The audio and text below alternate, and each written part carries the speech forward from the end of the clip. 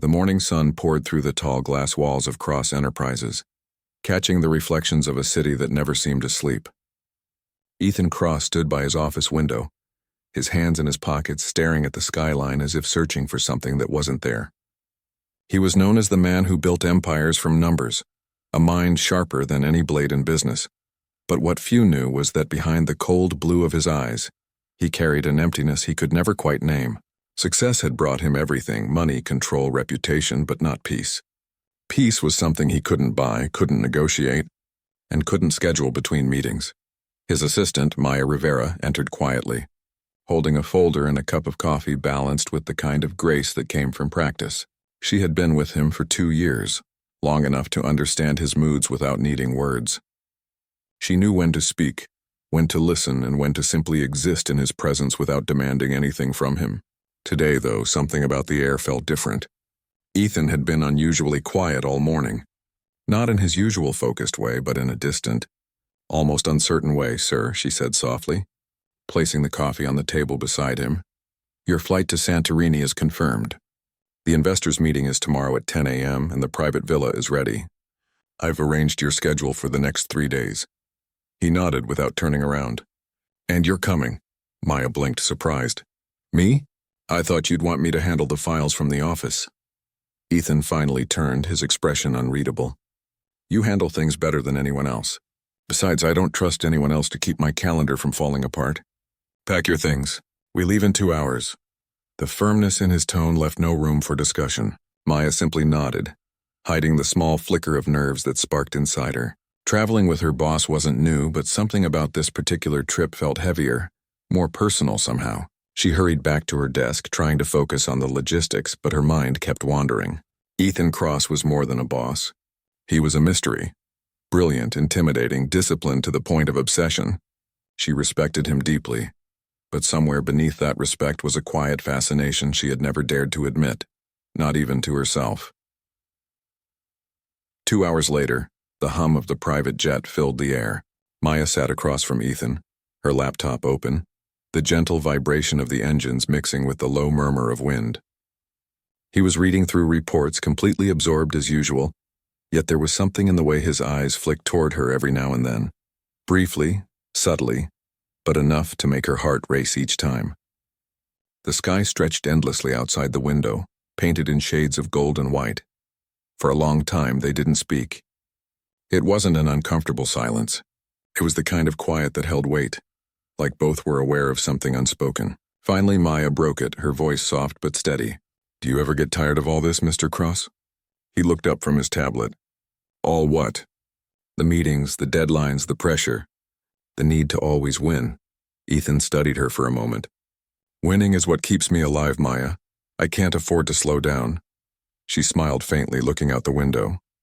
"Maybe slowing down isn't losing. Maybe it's remembering why you started in the first place." For a moment, he said nothing. He wasn't used to being challenged, not gently, not by anyone. But something in her words lingered, echoing in the space between them. He returned his gaze to the screen, though his focus had shifted. It wasn't the numbers that occupied his mind now. It was her. When the jet landed in Santorini, the island greeted them with a soft ocean breeze and a landscape so breathtaking it almost didn't seem real. White-walled villas climbed the cliffs like steps to the sky, and the Aegean Sea shimmered like liquid sapphire below. Their villa was perched at the edge of the caldera, with a view that stretched far beyond sight. As they stepped inside, Maya felt her breath catch. It was too beautiful, too perfect. Ethan, however, barely reacted. He simply walked through the open terrace doors, set his phone on the table, and immediately began reviewing documents. She followed quietly, setting up her laptop nearby, pretending not to be affected by the view or by him. The man seemed immune to beauty, as if he had built walls so high that even paradise couldn't reach him. Hours passed. The sun dipped low, painting the sea in gold and crimson. Maya finally stretched, her body aching from hours of sitting. "Sir, maybe you should rest. You've been at it since morning." He didn't look up. "I don't rest when work isn't done," she sighed quietly, standing by the railing. The warm wind brushed against her face, carrying the scent of salt and flowers. "Sometimes rest is part of the work," she murmured. Ethan stopped typing. Her words had a way of piercing through the layers he thought were impenetrable. He watched her silhouette against the sunset, her hair gently swaying, her eyes distant as if lost in another world. There was something about her, something real in a world where everything around him was carefully constructed and false. Without realizing, he found himself asking, "Why did you choose this job, Maya?" "You could have done anything," she smiled faintly. "Because I wanted to learn from the best, and because I believed there was more to success than just money. I thought maybe working close to someone like you would teach me what that more was." Her honesty caught him off guard. He wasn't used to sincerity. Most people around him said what they thought he wanted to hear, but her words held no agenda, only truth. "Has it taught you anything?" he asked quietly. She turned to him, her eyes soft. "Yes. That even the strongest people need someone to remind them they're human." Ethan looked away, his chest tightening with something he couldn't name. For the first time in years, he didn't know how to respond. That night after dinner, Maya sat on the balcony alone, the stars glimmering over the endless sea. The world felt still, and yet inside her, emotions stirred like waves. She thought about Ethan, the way he carried the world on his shoulders, the loneliness that hid behind his power. Something about him broke her heart, not in a romantic way yet, but in a human way. She wanted to understand him, maybe even help him see that control wasn't the same as peace. Inside, Ethan sat on the couch, pretending to read, but unable to focus. His thoughts kept circling back to her. The way she spoke to him, not as an employee, but as someone who saw beyond the armor. He admired her calmness, her quiet confidence. She didn't flatter him. She didn't fear him. And that made her more dangerous to his self-control than any business rival he'd ever faced. The next morning, the light flooded the room, warm and golden. Maya stepped out of her room dressed casually, her hair still damp from the shower. Ethan was already awake, dressed perfectly as always, laptop open, coffee untouched. She smiled. "You never sleep, do you?" He looked up briefly. "Sleep is overrated." "Maybe, but dreams aren't." Her words drew another rare, fleeting smile from him. She had that effect, turning seriousness into something lighter without even trying. He closed the laptop finally, surprising her. "We have no meetings until this afternoon. I'll walk through the villa plans later. Until then, take some time off. Explore the beach if you'd like." She raised an eyebrow. "You're giving me a break? Should I be worried?" "Consider it an experiment," he said, almost playfully. "You said rest is part of the work." "I'm testing your theory." Maya laughed softly, shaking her head. "Fine. Don't regret it when I disappear for a few hours. Just don't fall into the sea," he said dryly. "I'll try not to." When she left, Ethan watched her from the balcony, an unfamiliar unease stirring in him. He told himself it was just concern for his employees' professionalism. But deep down, he knew it was something else, something he didn't want to name. Down by the beach, the morning air was light, filled with the sound of waves and distant laughter. Maya walked barefoot along the shore, her mind at ease for the first time in months. The water was clear, the sky endless, and for once she wasn't rushing anywhere. She stopped by a small cafe near the resort, ordering a smoothie and sitting by the water's edge. She didn't notice the eyes that followed her, Ethan's. He had told himself he wasn't going to check on her, but curiosity had its way. He had gone for a walk himself, or at least that's what he told his conscience, but when he saw her sitting there, smiling at something on her phone, something twisted inside him. It wasn't anger, but it wasn't peace either.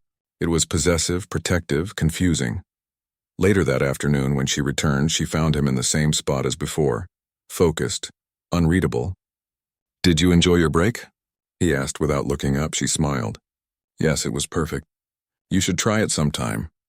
"I'll think about it," he said curtly, though a faint hint of amusement flickered in his tone. That evening, they went over the final presentation for the investors. Maya's professionalism was flawless, her attention to detail unmatched. But Ethan's mind wasn't where it should have been. He was distracted, noticing things he shouldn't. The way she tucked her hair behind her ear, the way her brow furrowed when she concentrated, the soft warmth of her voice when she read through the data. He told himself to stop, to focus, but every minute around her made it harder. When the meeting the next day ended in success, the investors congratulated Ethan, and he, in turn, gave credit to his team, especially Maya. She made this possible, he said honestly, glancing at her with something that wasn't purely professional. Her cheeks flushed lightly, and for a second their eyes met. That night they attended a dinner hosted by one of the investors. The evening was elegant, the music soft, and the setting romantic almost by accident. Maya wore a simple navy blue dress, elegant but modest, yet when Ethan saw her it was as if the world narrowed to just her. He didn't say anything, but his silence spoke volumes. As the evening went on, Maya laughed politely with a few other guests. One of them, a charming architect from Italy, seemed particularly interested in her. Ethan watched from across the table, his jaw tightening each time the man made her smile. Something primal stirred in him, something that scared him because it felt so unlike the man he was. He excused himself early, unable to watch any longer.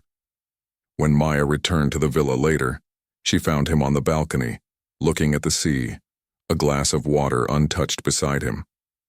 She hesitated, then joined him. "You left early," she said softly. "Meetings bore me after hours," he replied, not looking at her. "Or maybe you just don't like competition," she teased lightly. His eyes turned to her then, sharp and unreadable. "Competition?" She smiled, unaware of how her words had hit him. The Italian architect. He seemed impressed. Ethan's gaze lingered on her for a long moment. He was impressed with the wrong thing. Maya frowned. "What do you mean?" He looked back at the sea, his voice lower now. "You think people like him see your mind, Maya? They see what's easy to notice. They don't understand what really makes you extraordinary." Her heart skipped. "And what does?" He turned to her again, his voice quiet but intense. "Your strength, your calm. The way you make chaos feel manageable." For a moment the world went still. The waves crashed below. The wind whispered through the curtains, and two people who had always lived by rules found themselves standing too close to breaking them. Maya took a slow breath, her chest tight.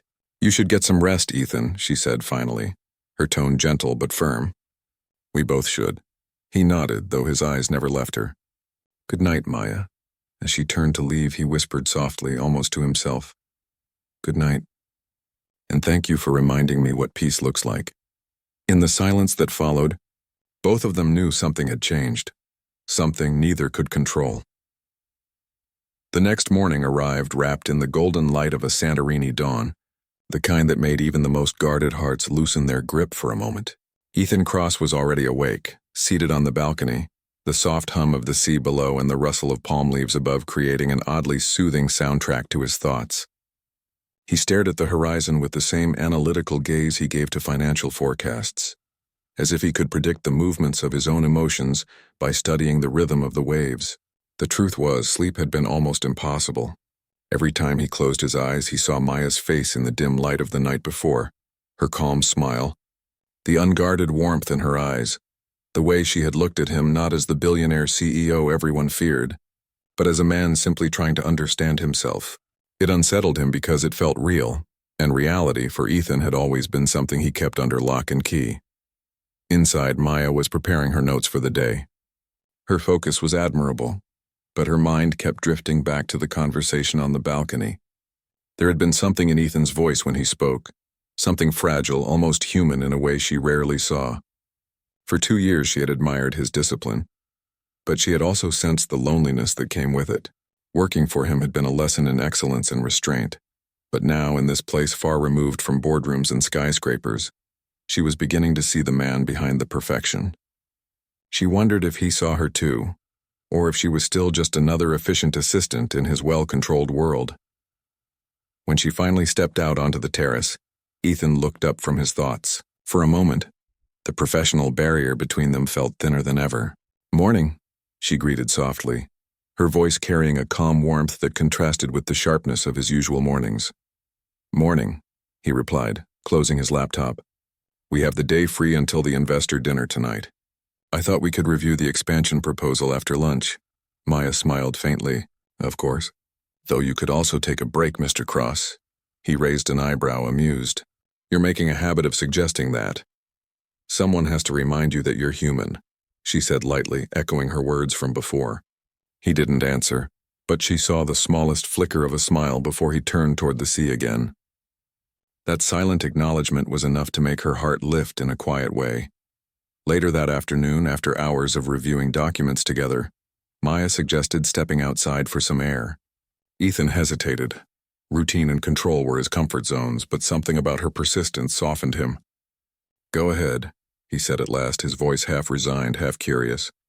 "I'll join you soon." The resort's pool area was quiet, bathed in late afternoon sunlight. The water sparkled like melted glass, the surface reflecting the clear blue sky. Maya stood there for a moment, taking in the view, feeling the weight of the past months lift from her shoulders. She had packed a light swimsuit, unsure she would even use it. But now the warmth of the air and the gentle rhythm of the sea made her reconsider. "Maybe a quick swim will help me think," she murmured to herself. Inside the villa, Ethan tried to focus on his laptop, but the numbers blurred. He had always prided himself on his control, on the way he could keep his mind compartmentalized, but lately, that ability seemed to falter whenever she was near. He thought of her voice, her laughter during dinner the night before, the way her eyes caught the light when she spoke passionately about her work. With an exasperated sigh, he closed the device and stood. Perhaps a walk by the pool would clear his head, or at least remind him of who he was supposed to be. When he stepped outside, the sunlight was bright enough to make him squint. He scanned the terrace out of habit, and then his eyes froze. Maya was by the pool, her feet dipped in the water, her hair loose, her blue swimsuit modest yet elegant, catching the gold of the sunlight. She wasn't posing or seeking attention. She was simply there, relaxed in a way he had never seen her before. For a man who had built his life around restraint, the sight struck like lightning, beautiful, unexpected, and entirely disarming. He stood motionless, the sound of his heartbeat suddenly louder than the waves. It wasn't desire in its crude form. It was something deeper, an emotion he didn't want to name. He felt jealousy ignite, not because of what she did, but because of how free she looked in that moment. Free in a way he had never allowed himself to be. Then his eyes caught something else, a man approaching her. The stranger was tall, tanned, probably a guest or an instructor. He carried himself with the easy confidence of someone who lived without rules. Maya looked up when the man greeted her, and soon they were talking, laughing lightly. Ethan's jaw tightened. He told himself it was ridiculous, that she was simply being friendly, that this was none of his business. But logic didn't stop the rush of heat climbing up his neck. He stood there for a few seconds longer, trying to master the impulse that burned through him. But when the man sat beside her, leaning a little too comfortably close, something inside Ethan snapped. He began walking toward them, his expression unreadable but his steps sharp and deliberate. Guests turned to look as he approached, his tailored white shirt and dark slacks out of place among the casual vacationers. "Miss Rivera," he said, his tone calm but with a quiet authority that made both Maya and the stranger look up instantly. "I need you for a few minutes. We have a call with the New York partners." Maya blinked, surprised. "Now?" "Yes, now." His gaze flicked briefly toward the other man, polite but distant, before returning to her. The stranger smiled easily, sensing the tension but choosing not to challenge it. "Maybe I'll see you later, Maya," he said good-naturedly. She nodded awkwardly, standing up, wrapping the towel around her shoulders. "Sure. It was nice talking with you, Marco." Ethan didn't say a word as he turned and walked back toward the villa, expecting her to follow. The silence between them felt heavier than words. Inside, Maya finally spoke, her voice steady but colored by confusion. "You didn't have to pull me away like that. It was just a conversation." Ethan set his tablet down a little too sharply on the table. "It was unprofessional," he said without looking at her. She frowned. "I wasn't doing anything inappropriate. We're on a break. No one even knows who I work for." "I know," he said quietly, his eyes meeting hers at last. There was something in them, conflict, frustration, and something darker that she couldn't quite read. "Then what is this really about, Ethan?" she asked, crossing her arms. For a moment he said nothing. Then he exhaled slowly.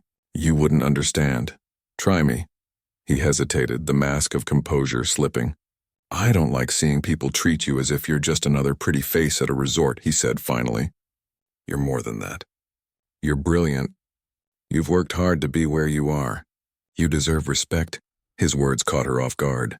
The anger she felt softened slightly, replaced by an unexpected warmth. "You think that's what it was?" He was just being kind. Ethan shook his head.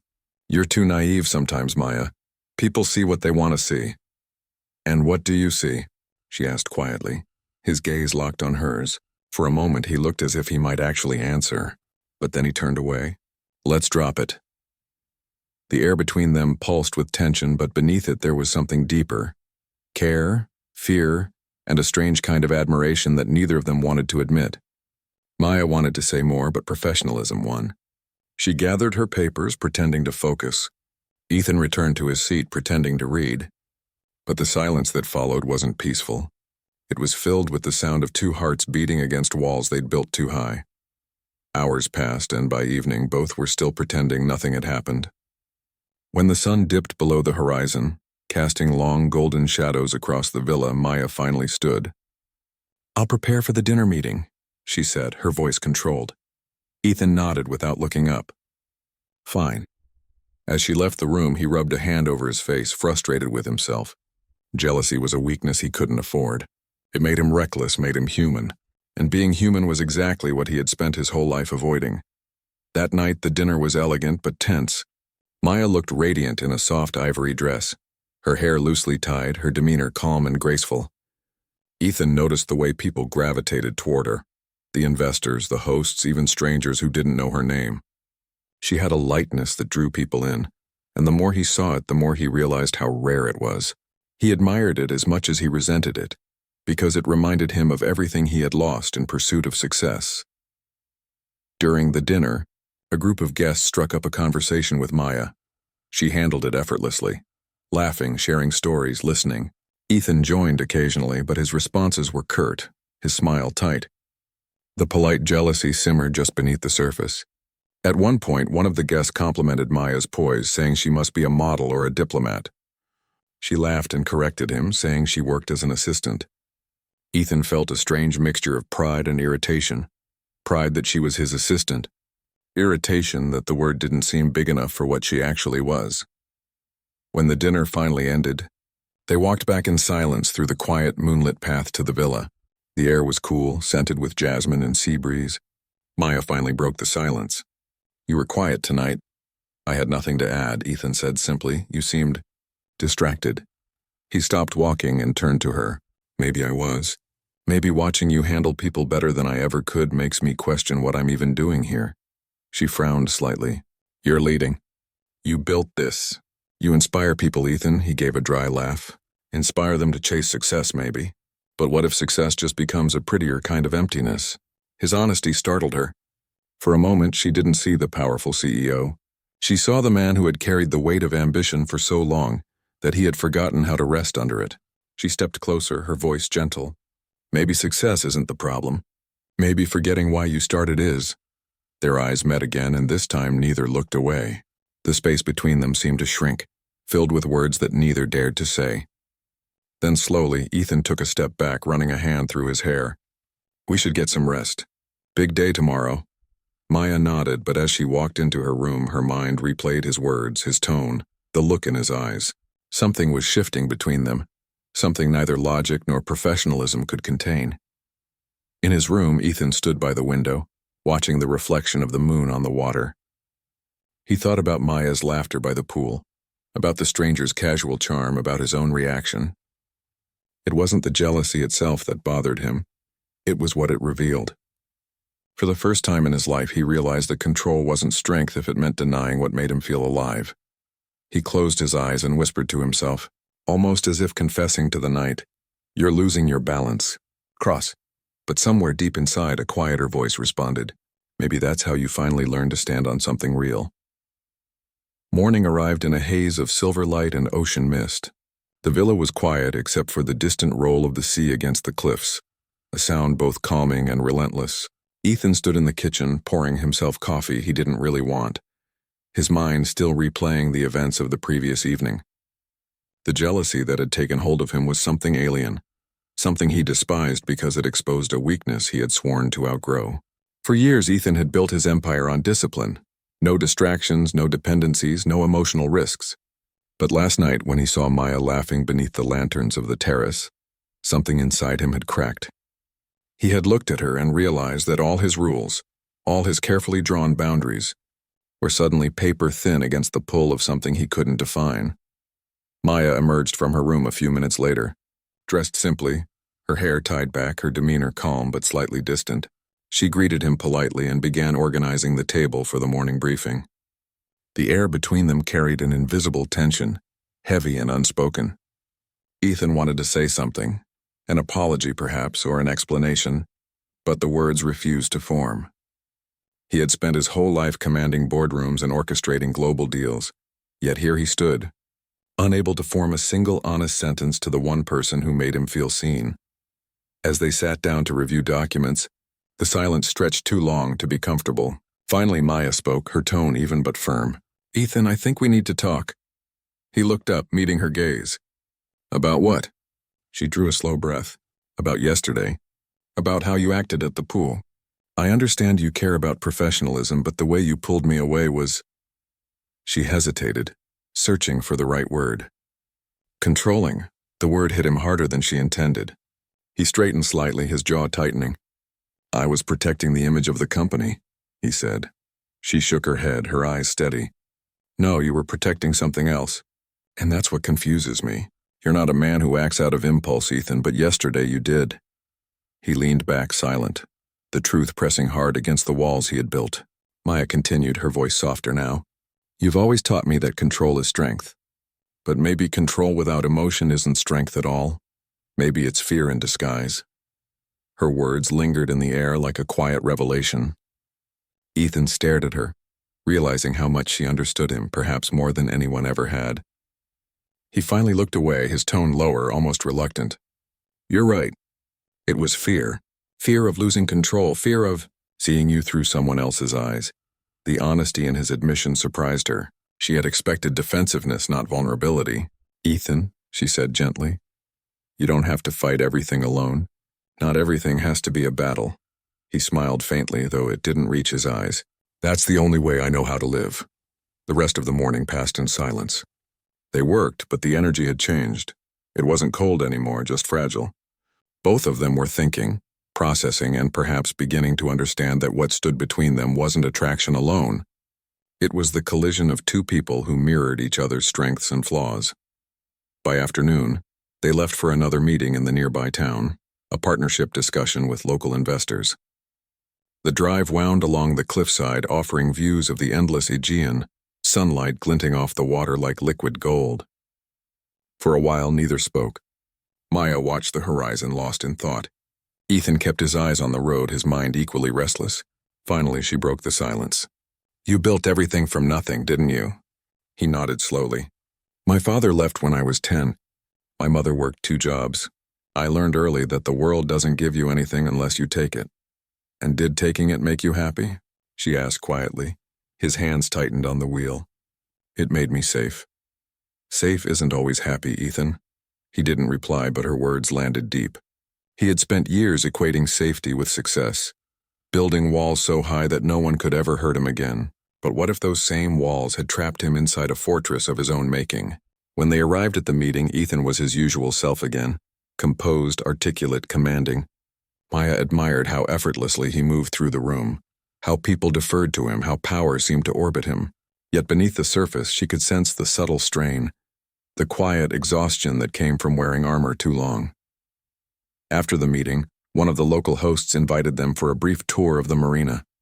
Ethan agreed, partly out of courtesy, partly because he needed the distraction. The evening sun stretched low, painting the harbor in amber light. Boats swayed gently against the docks, and the scent of salt and engine oil hung in the air. Maya walked beside him, her expression calm but her mind busy. They stopped by a railing overlooking the sea. "You know," she said after a while, "people think being powerful means being untouchable. But sometimes the strongest thing you can do is admit you need someone." Ethan turned to her slowly. "And what about you, Maya? What do you need?" She smiled faintly. "To feel like I'm doing something that matters. To believe that helping someone like you doesn't just make your empire stronger, but maybe helps you see what life could be outside of it."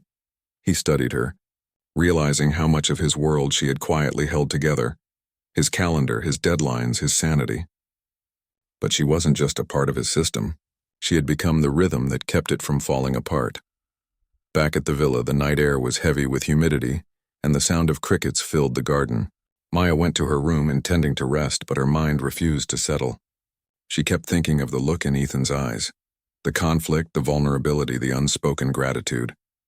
There was something deeply human about watching a man who was always in control slowly rediscover his own heart.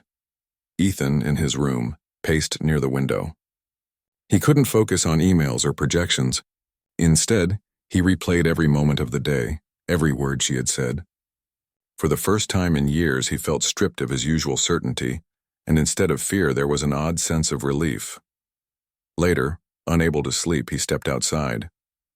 The pool shimmered under the moonlight, quiet and perfect. He was about to turn back when he saw Maya sitting at the far end, her feet in the water, her face lit by the soft glow of the sky. She looked peaceful, lost in thought. For a moment he just watched her, his chest tightening with an emotion that scared him more than failure ever had. When he finally approached, his footsteps were soft. "Can't sleep either?" he asked. She smiled faintly. "Seems like this place doesn't believe in rest." He sat beside her, close enough to feel the warmth of her presence. "You were right," he said quietly after a moment. "I don't know how to stop fighting." She turned to him. "You don't have to fight everything. Sometimes you just have to trust that not everything that's good will leave you." Her words settled in his mind like a seed finding soil. For a long while they sat in silence, the world around them still except for the sound of waves below. Ethan looked at her and thought how strange it was that peace could look like this. Not solitude, not silence, but simply being next to someone who made the chaos fade. Finally, he spoke again, his tone softer than she had ever heard it. "When I first hired you, I thought you were efficient. Smart, disciplined, focused, but I never realized how much of my sanity you'd end up managing too." Maya laughed gently. "Occupational hazard, I suppose," he smiled. "You've taught me more about balance in 2 years than all my mentors combined." She looked at him then, her eyes reflecting the moonlight.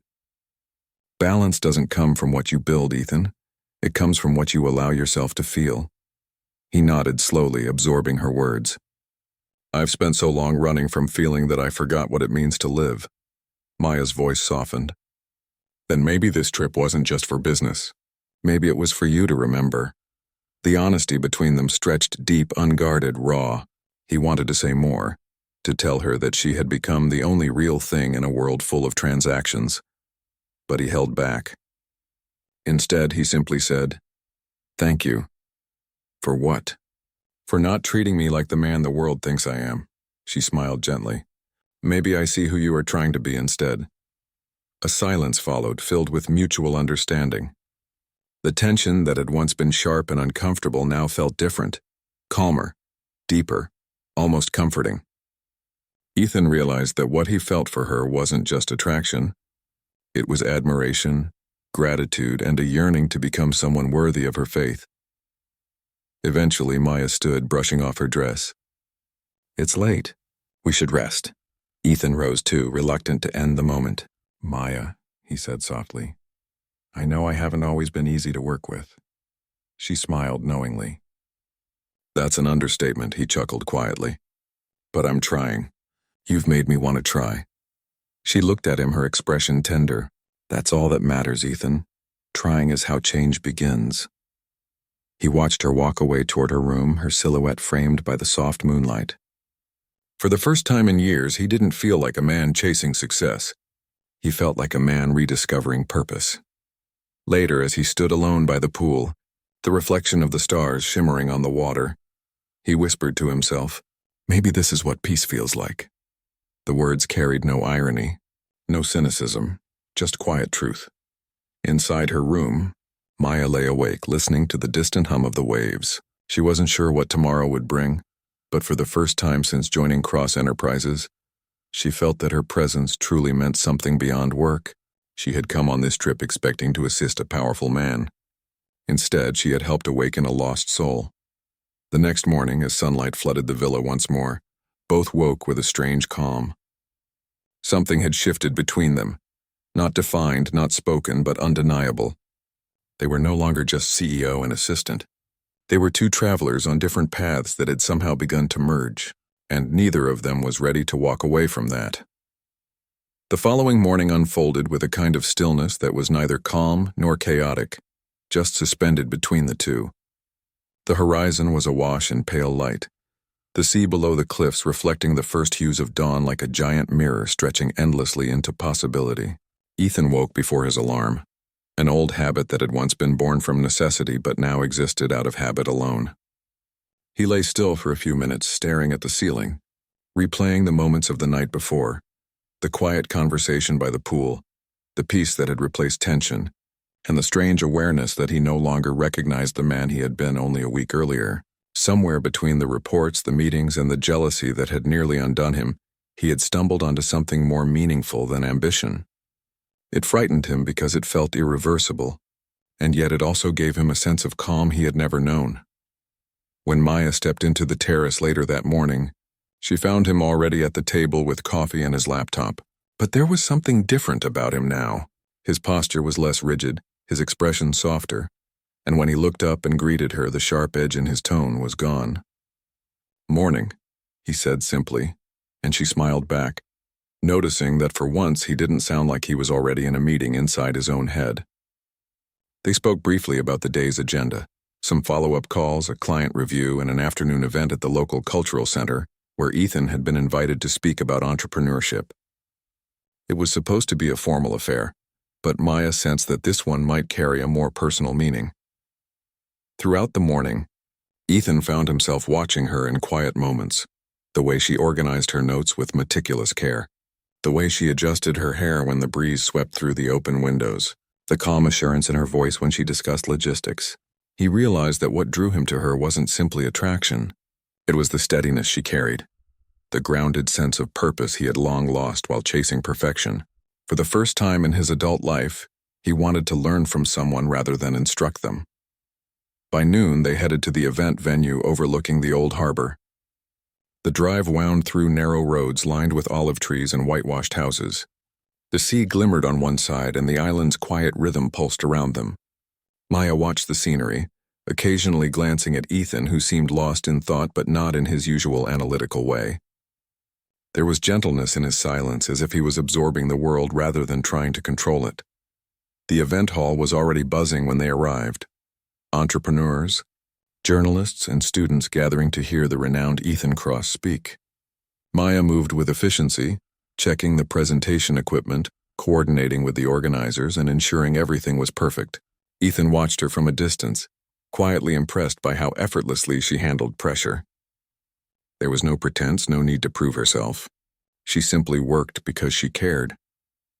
When it was time for his address, he walked onto the stage to polite applause. But as he began speaking, something unexpected happened. Instead of reciting the rehearsed lines about market strategies and global expansion, he found himself drifting into honesty.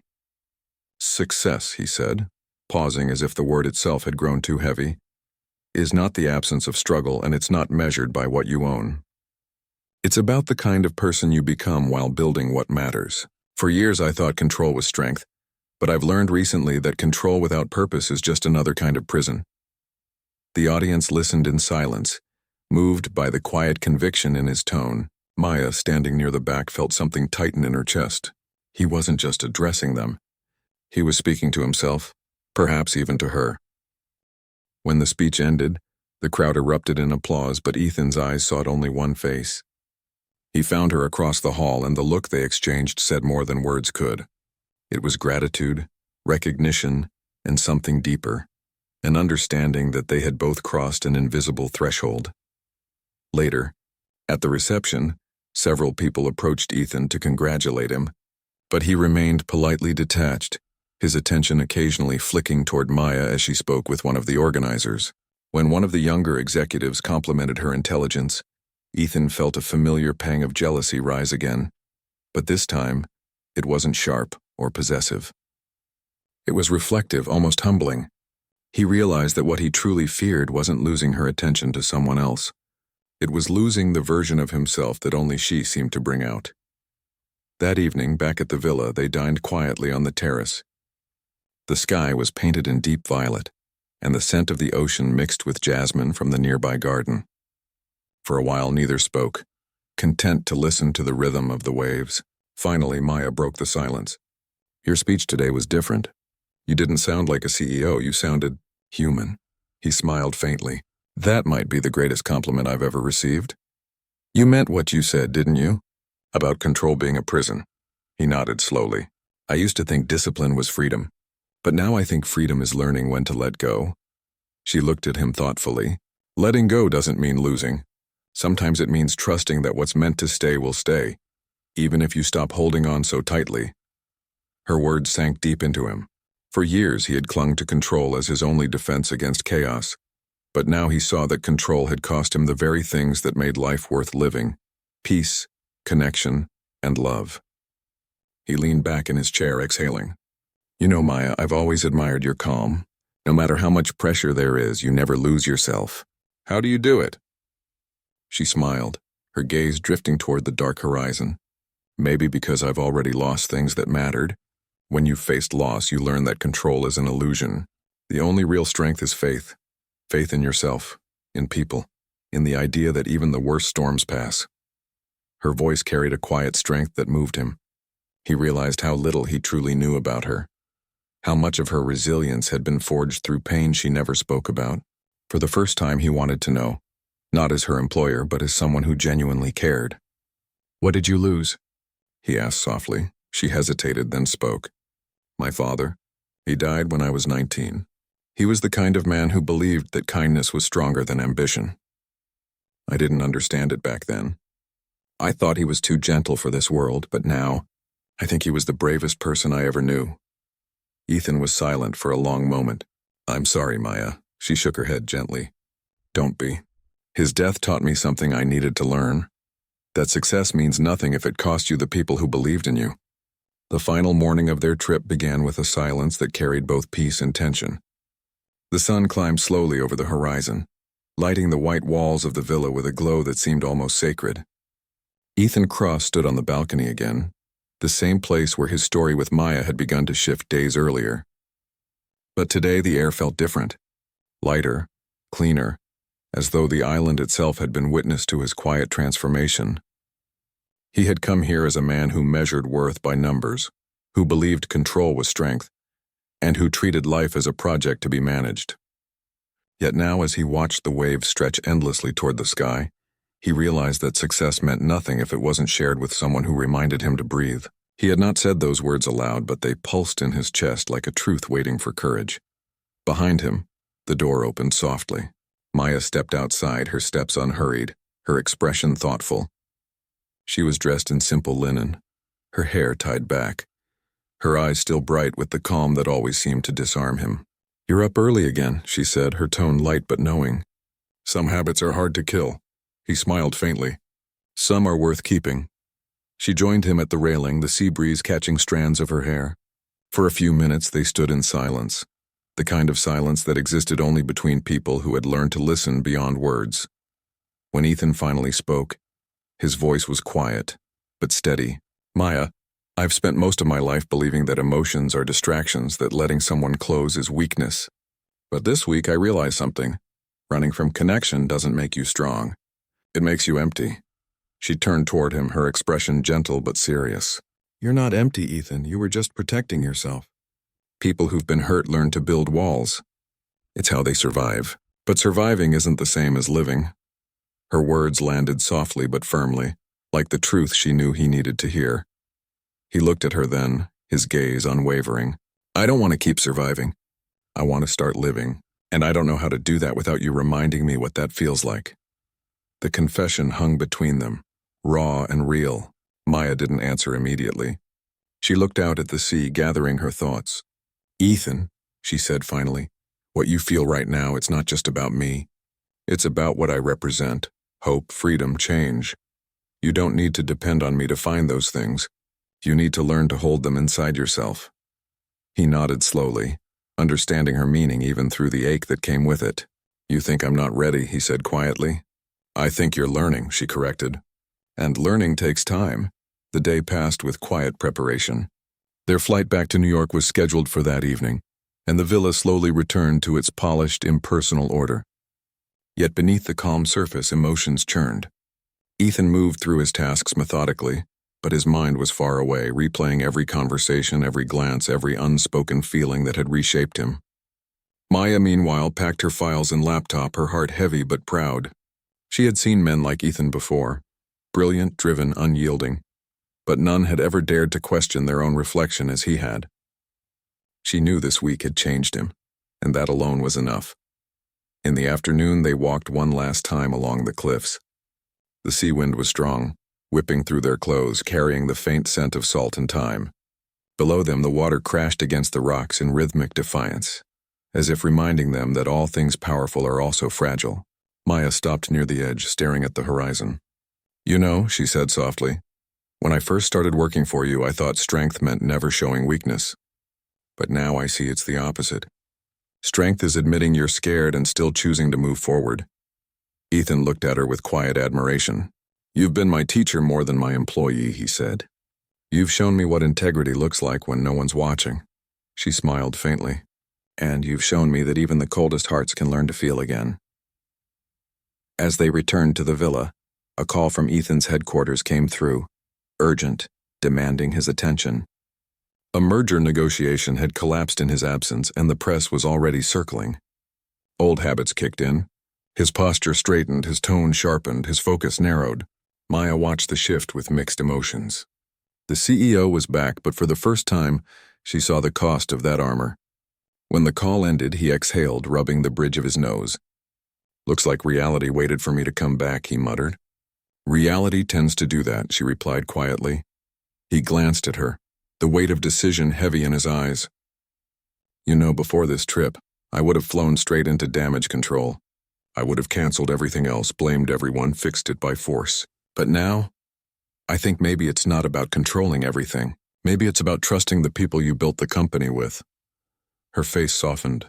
"That's growth, Ethan. That's what leadership really looks like." Later, on the flight home, the cabin lights were dimmed, and the world outside was nothing but clouds and stars. Ethan sat by the window, his laptop closed for once. He turned to Maya, who sat quietly reading a report. "You ever think about what's next for you?" he asked. She looked up, surprised. "Next?" he nodded. "You're too talented to stay an assistant forever." She smiled gently. "Maybe, but sometimes the right place isn't about the title. It's about the purpose." He studied her for a long moment.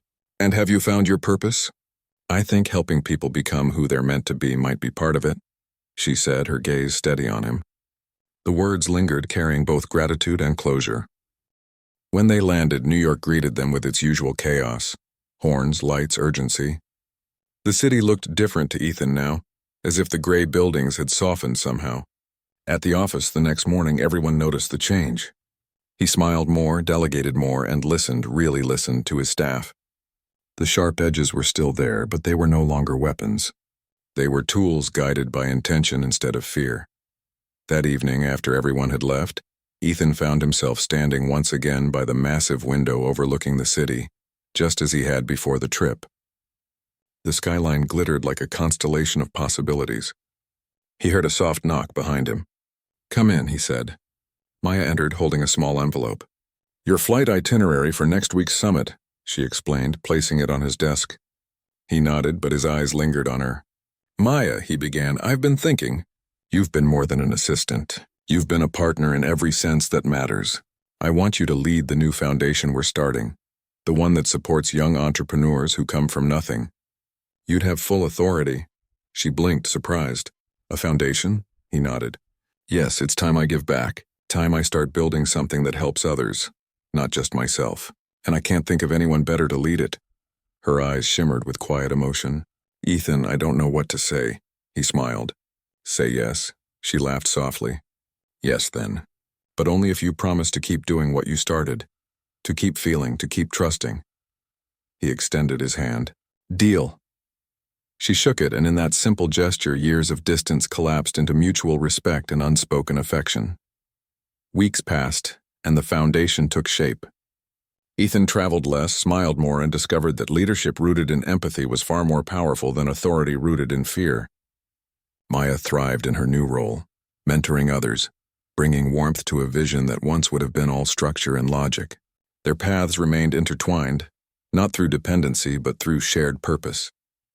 One evening, months later, they attended the launch gala together. The event was held in a glass atrium overlooking the river, filled with people whose lives had been touched by the foundation's work.